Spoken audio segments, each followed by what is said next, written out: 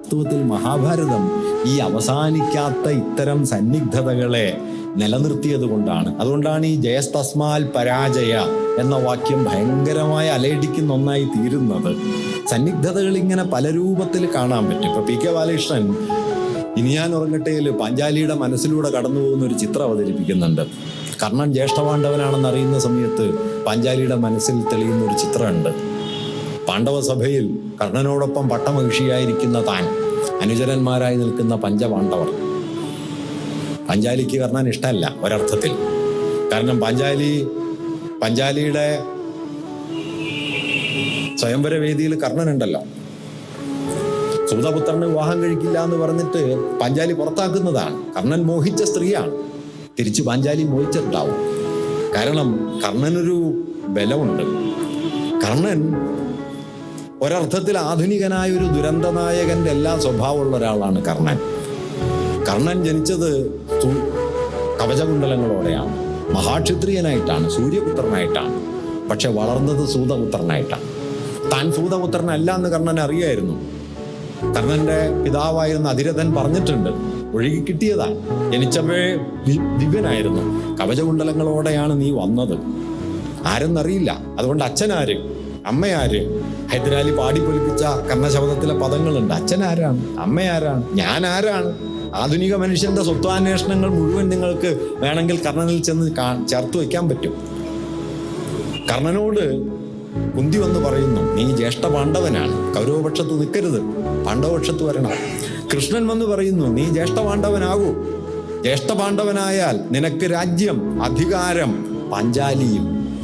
കൃഷ്ണന്റെ വാക്കിൽ അതുണ്ട് കേട്ടോ, പാഞ്ചാലിയും ദ്രൗപദിയും. കർണൻ പറഞ്ഞു, പക്ഷെ സാധ്യമല്ല, അത് സാധ്യമല്ല. കാരണം അപമാനത്തിന്റെ മുഹൂർത്തത്തിൽ കൈതന്നുയർത്തിയവനാണ് ദുര്യോധനൻ. ആയുധപരീക്ഷയുടെ വേളയിൽ കർണൻ ഓരോന്നായി ചെയ്യുന്നു. അവസാനം ദ്വന്ദ്വയുദ്ധത്തിന് കർണൻ അർജുനനെ വെല്ലുവിളിക്കുന്നു. അർജുനൻ ചെയ്തതെല്ലാം കർണനും ചെയ്യും. അപമാനത്തിന് ആയുധപരീക്ഷ, കർണൻ അർജുനനെ വെല്ലുവിളിക്കുന്നു. ദ്വന്ദ്വയുദ്ധത്തിന്റെ വ്യവസ്ഥകൾ അറിയുന്ന കൃപാചാര്യർ ദ്വന്ദ്വയുദ്ധത്തിന്റെ നടത്തിപ്പിനായി വരുന്നു. കൃപൻ പറയുന്നു, ദാ പാണ്ഡുപുത്രനായ അർജുനൻ യുദ്ധത്തിനായി എത്തിയിരിക്കുന്നു. അജ്ഞാതനായ യുവാവേ, പോരാളി, നീ നിന്റെ പേരും കുലവും പറയൂ. കർണൻ നിരായുധനായി തീരുന്നു, നിസ്സഹായനായി തീരുന്നു. അപ്പൊ ദുര്യോധനൻ പറയും, പോരാളിക്ക് കുലം പ്രശ്നമല്ല, പോരാളിക്ക് പേര് പ്രശ്നമല്ല, പോരാളിയ. അപ്പോഴാണ് പ്രദർശനശാലയുടെ വാതുക്കൽ വടിയുന്നി വൃദ്ധനായ അതിരഥൻ പ്രത്യക്ഷപ്പെടുന്നത്. മകനെ തെരഞ്ഞു വരികയാണ്. കർണൻ ചെന്ന് അച്ഛനെ വാരി പുണരുന്നു.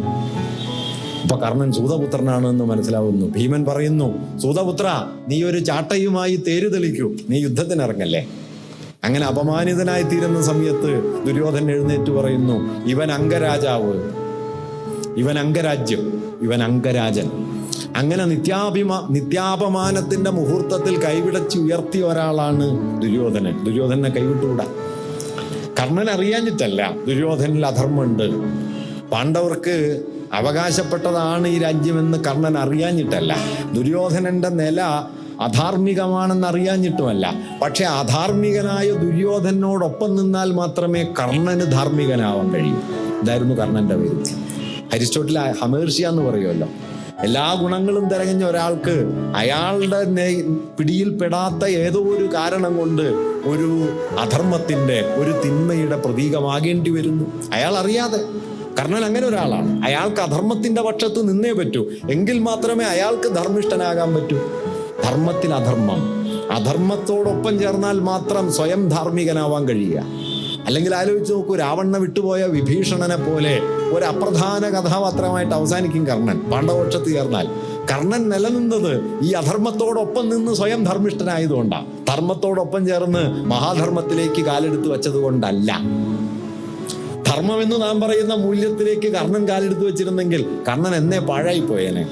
കർണൻ നിന്നത് അധർമ്മത്തിനൊപ്പം നിന്നിട്ടാണ്. ഇങ്ങനെ ധർമ്മത്തിലുള്ള അധർമ്മത്തിന്റെ ഒരു പ്രതിനിധിയായിട്ട്. അതുകൊണ്ട് നിത്യമായ ആത്മനിന്ദയ്ക്കകത്ത് ധർമാധർമ്മങ്ങളുടെ സന്നിഗ്ധ സ്ഥാനമായി സ്വയം നിലക്കൊണ്ട ആളായിരുന്നു കർണൻ. ഒരിക്കലും കൈവിട്ടില്ല. കൈവിടാത്തൊരുവനാണല്ലോ കർണൻ എന്ന് ദ്രൗപദി ഓർത്തിട്ടുണ്ടാവും. അതുകൊണ്ട് കർണനെ ദ്രൗപദിയും ഒരു ഘട്ടത്തിൽ ചിലപ്പോൾ മോഹിച്ചു കാണും. ബാലകൃഷ്ണന്റെ നോവലിൽ ആ സന്ദർഭം വരുന്നുണ്ട്. ബാലകൃഷ്ണന്റെ നോവലിലെ ഒരു സുപ്രധാനമായ ചോദ്യം ദ്രൗപദിയുടേതായിട്ടുണ്ട്. താൻ താനായിട്ട് എപ്പോഴെങ്കിലും സ്നേഹിക്കപ്പെട്ടോ?